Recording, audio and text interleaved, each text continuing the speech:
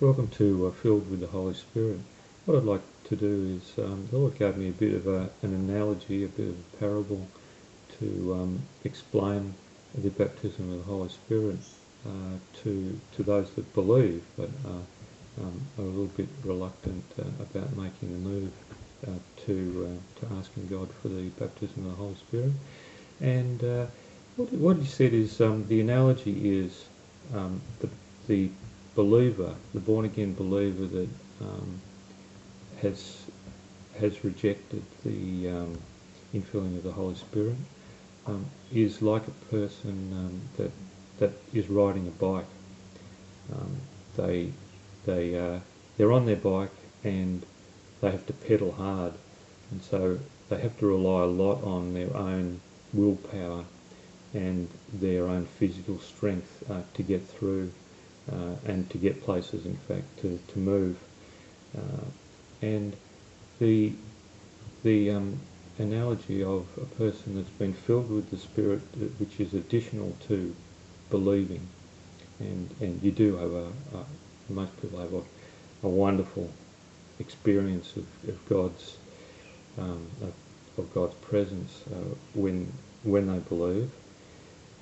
But those that also go on and be actually baptised additionally with the Holy Spirit, that's more of the same actually from when you were first saved. They're a little bit like people that are driving around in cars. They have that power that Jesus promised. You will receive power when the Holy Spirit comes on you, and so they're a little bit like people with a motor. They're in cars, they're driving around. Now a lot of the people on bicycles are kind of saying, well, hey, look at that spirit-filled Christian. He seems to be running into things. He seems to be driving too fast. He seems to be a bit of a loose cannon, a bit dangerous. And so I'm happy just to sit on my bike and pedal away.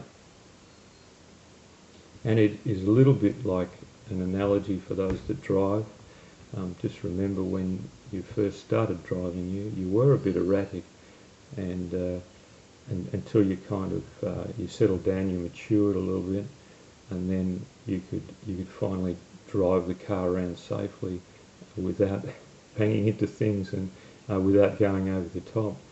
So that's kind of what I'm saying there, that yes, there are a lot of people that abuse the power of the Holy Spirit, but there are also an enormous amount of people that you probably don't even know about that are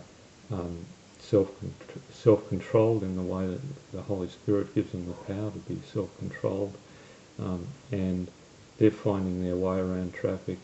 They're getting places quickly and effortlessly, without all the hoo-ha and razzmatazz.